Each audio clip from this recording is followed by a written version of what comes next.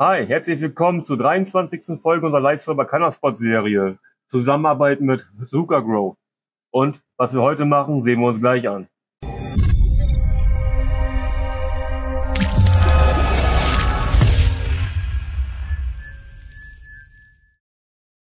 I've been looking my yard all day with some seeds in my hand.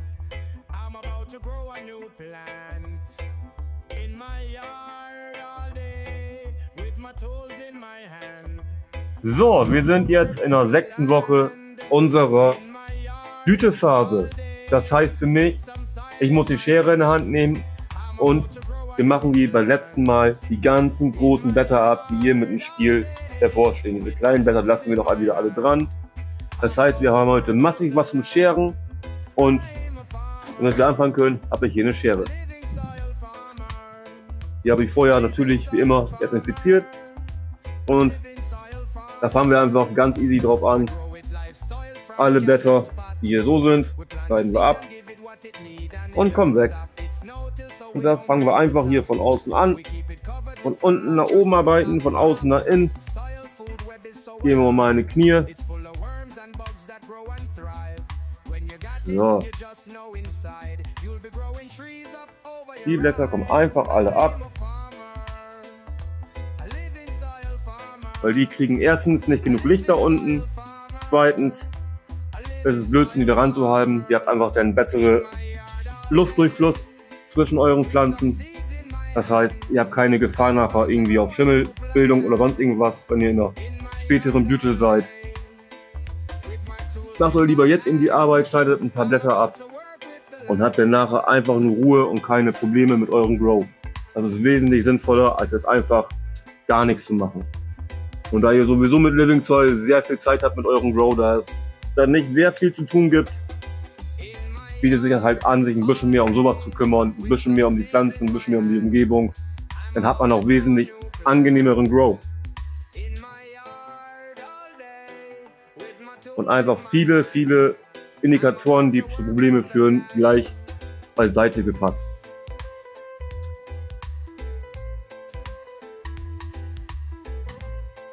So, wenn die Blätter daneben fallen, am Boden, ist so schlimm, kann man nachher immer noch aufsammeln. Deswegen einfach schön ein bisschen drauf losschneiden. Wenn ihr irgendwo seht, dass das Blatt mit einem Stängel ist, macht das einfach ab. Das tut der Pflanze nicht weh. Eher im Gegenteil, das lässt die länger gesund bleiben, weil ihr, wie gesagt, so das Schimmelrisiko minimiert.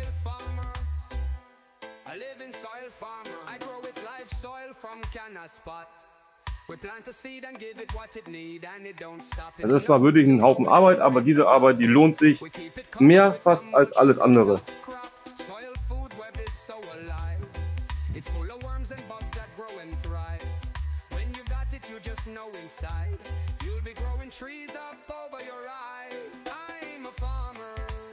So lasst ihr wieder zu den unteren Ebenen wieder ein bisschen mehr Licht durch. Das heißt, die Blüten, die sich da gebildet haben, haben eine Chance, nochmal ein bisschen wieder Energie zu kriegen, zu produzieren und euch so wahrscheinlich noch ein paar bessere Blütenergebnisse zu beschaffen.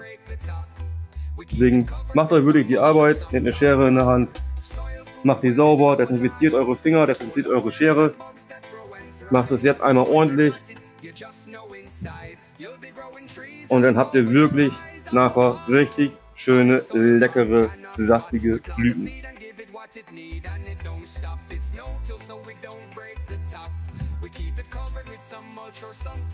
Und langsam wird es wieder ein bisschen luftiger drin. Das heißt, man sieht wieder ein paar andere Stängel, die man hier, Blätter mit Stängeln, die man hier abnehmen kann. Und so arbeitet man sich einfach von vorne nach hinten durch, bis man dann schöne rasierte Ladies hat.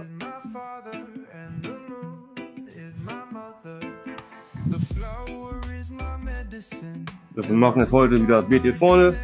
Das andere Beet, das mache ich morgen, schön auf Kamera.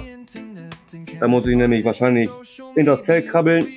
Und das brauchen wir hier vor der Kamera nicht machen. Aber es gibt dann wieder ein schönes Anschlussvideo. Also die Woche darauf, wie es denn aussieht, vorher, nachher gucken wir mal. Könnt ihr dann vergleichen mit dem Video von heute und mit dem Video von nächste Woche. Wie viel da abgekommen ist.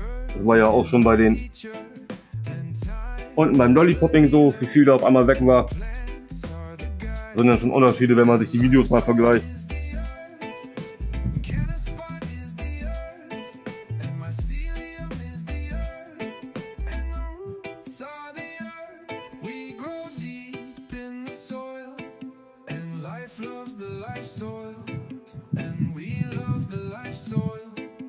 So, wie ihr sehen könnt, haben wir hier schon richtig Platz gemacht.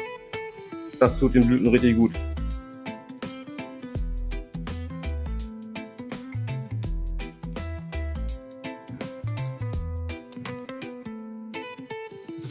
Und das ist ja wirklich das Schöne. Bei Living Soil Grow, du hast die Zeit. Du hast keine Probleme mit irgendwelchen Mängeln.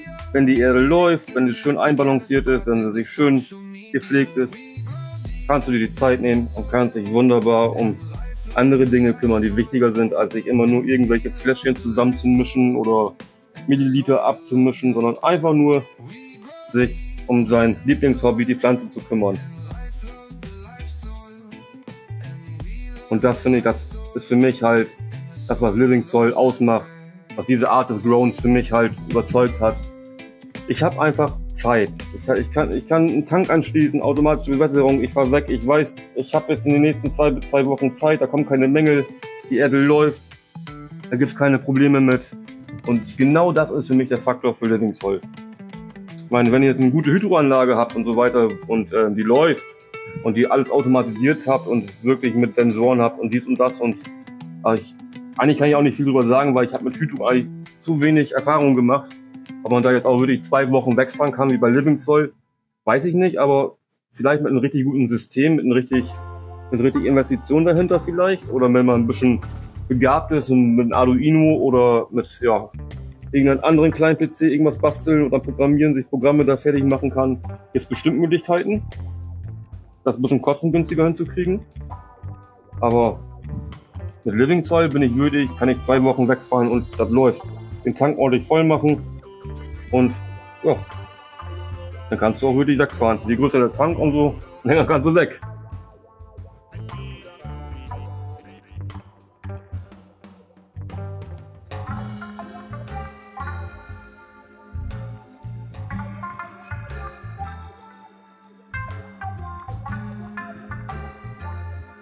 So, hier mischen wir Blätter, die sind ein bisschen gelblich. Das heißt, hier unten, die gehen auch ganz leicht ab vom Stamm, guckt euch die mal an. Da ist keine Sonne rangekommen, da ist kein Licht rangekommen. Deswegen, wenn ihr ein zu dichtes Blütendach habt, dann dringt nichts durch. Das ist das Problem halt dabei, deswegen habt ihr dann manchmal unten ein paar solche Blätter. Das ist jetzt kein Mangel von der Erde her, von dem, was ihr dazu gibt, sondern das ist ein Mangel vom Licht her, dass da nicht genug Licht nach unten kommt. Deswegen müsst ihr das dann immer differenzieren. Was ist das jetzt? Ist das jetzt ein Lichtmangel? Ist das ein Nährstoffmangel? Und wenn ihr seht, dass da so ein paar einzelne Blätter sind, die wirklich mal so ein bisschen gelb sind, dann ist das zu 99% einfach zu wenig Licht, der da unten hängt, dass da unten hingekommen ist. Und da müsst ihr halt dann keine Panik haben. Ihr macht die einfach ab, macht ein bisschen, alles ein bisschen lichter, damit Licht da reinkommen kann. Und das habt ihr das meiste Problem gelöst. 99% der Probleme im Grow sind Umgebungsprobleme. Wenn ihr eure Umgebung nicht im Griff habt, sei es Licht, sei es VPD, sei es die Luftfeuchte, sei es Temperatur, egal was es ist. Die Umgebung ist das A und O beim Growen. Sei es die Hygiene, es sind so viele Faktoren, die wesentlich wichtiger sind, als Nährstoff in die Pflanze zu prügeln. Bevor ihr überhaupt anfangt, Nährstoff in die Pflanze reinzuprügeln, fangt erstmal an, eure Umgebung in den Griff zu bekommen. Das ist viel, viel wichtiger und tut euch so viel Zeit, Nerven und Geld sparen. Das glaubt ihr mir nicht. Deswegen ist das einfach das A und O, die Umgebung zu kontrollieren. Mit unserem Live-Soil-Rezept hier, mit den bewährten Husmix, die man wirklich schon seit Jahren benutzt, gerade auch im Cannabisanbau oder auch bei starkzehrenden Pflanzen, aber auch bei Zimmerpflanzen ist diese Erde super geeignet. Also ihr könnt da auch schöne eure Monstera reinhauen. Die wird sich auch freuen.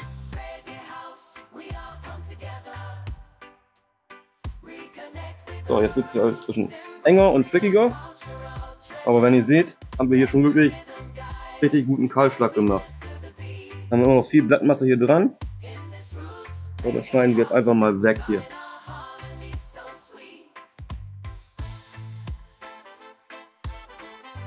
So, gucken, dass wir da alle sauber rankommen. Jetzt, dass wir ja, auf einmal so einen ganzen Stamm mit abcutten.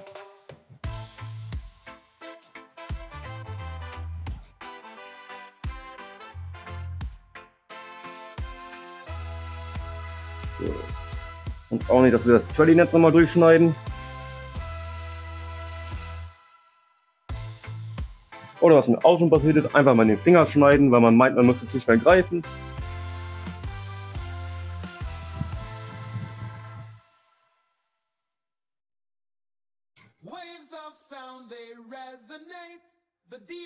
Hier ist sogar die Blattmasse hinter. Das haben sie auch gleich alles freigelegt hier.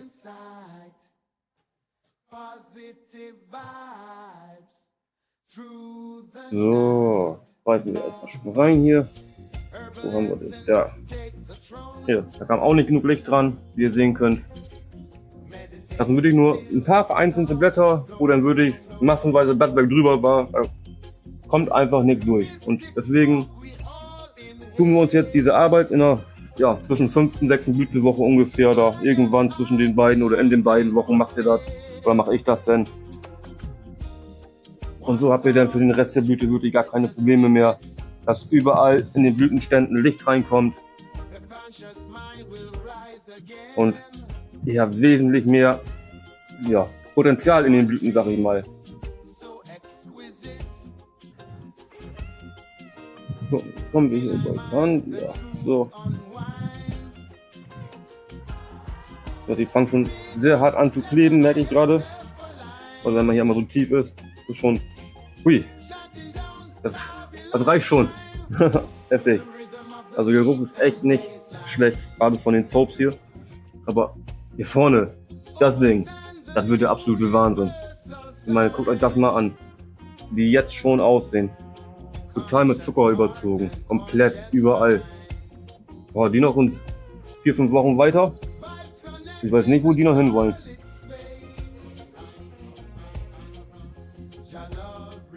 Unten aber auch noch ein Blatt, lass mich da mal bitte sehen.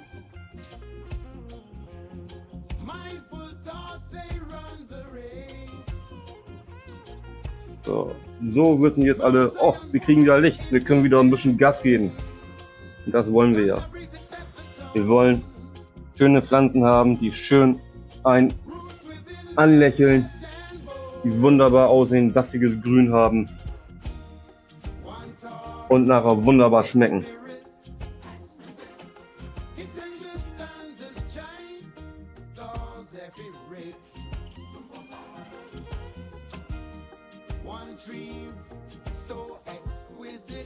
Ja. Wir sehen können, das ist wirklich kein allzu großer Aufwand. Der ist nur ein bisschen zeitintensiver als alle anderen, was man sonst mal mit dem trainieren. Lollipopping ist auch ein bisschen schneller als das hier, aber das ist gerade eins, ich würde sagen, nach Lollipopping, was mit am wichtigsten ist, um eure Pflanzen wirklich ordentlich Potenzial zu haben.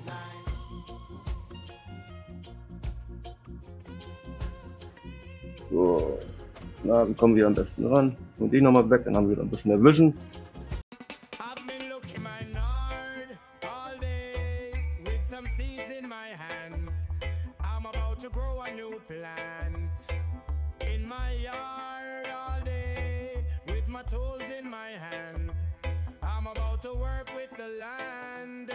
In my yard all day with some soil in my hand. I'm about to grow a new plant. In my yard all day with my tools in my hand. I'm about to work with the land. I'm a farmer, a living soil farmer, a living soil farmer, a living soil farmer. So, dann kommen wir so langsam zum Ende vom ersten Beet. Den anderen, da muss ich dann nachher, wenn ich hinten vernünftig rankomme, einmal ums Feld latschen, einmal hinten durch die enge Gasse zwängen. Aber ansonsten ist das erste soweit fertig, wo ich jetzt rankomme ohne Probleme. Das zweite, das mache ich dann später hier hinten, dann offscreen. Hier hinten das Bild, das mache ich dann nachher offstream. Ja, da ist noch mehr Blattmasse dran. Das wird auch noch richtig lustig. Ja. Sagen, hier ist mal wieder ein Zelt. So, der kommt zur Seite. Die nachher einmal dieser schön am Kleben. Also da ist echt Potenz hinter. Aber guckt euch das mal an. Wir haben jetzt richtig schön Kahlschlag gemacht. Trotzdem noch mehr als genug Blätter dran, dass die Photosynthese immer noch vernünftig arbeiten kann. Das Licht geht jetzt wirklich überall durch, bis zu den unteren Dingern. Da wir unten vernünftige Lollipopping gemacht haben, haben wir unten keine Popcorn-Batzbildung, sondern hier werden jetzt überall wunderschöne Nuggets drankommen. Worauf ich mich richtig drauf freue. Auch, wie gesagt, wenn ich das hier riechen könnte, der Geruch, der betäubt die Nase. Das ist Wahnsinn, was hier für Potenz hinter ist in den Genetiken. Richtig, richtig schön. Das freut mich echt heftig. Was da, Wahnsinn. Also, man kommt hier rein, man macht das Zelt auf und kriegt erstmal richtig so einen Schlag ins Gesicht von dem ganzen Geruch. Das ist herrlich. Das ist halt auch wieder schön, wenn du so viele verschiedene Genetiken hast. Du hast halt wirklich komplettes Spektrum an verschiedenen Terpenen im Zelt. Ne? Wenn du jetzt wirklich nur Steckling von einer Sorte machst, hast du immer nur den gleichen Geruchsbild. Zwar auch ein schönes Geruchsbild, aber halt nicht so divers wie bei diesen ganzen Genetiken jetzt hier. Und ja, mehr gibt es jetzt auch in der 5. und 6. Blütebau nicht zu machen. Die Beete sind am Wassertank angeschlossen, die ballern hier rein. Ich mache jetzt offscreen die nächsten Blätter hier runter, ganz in Ruhe. Rauche mir Feuer schön ein, hau mir ein bisschen Reggae aufs Ohr und dann schwinge ich die Schere, schneide mir ein bisschen hier die Stiele weg und habe ein schönes 420 Wochenende. Und das 420 Wochenende wünsche ich auch, dass ihr ein schönes, angenehmes habt. Raucht für mich ein mit und ja, bleibt high, bleibt anständig.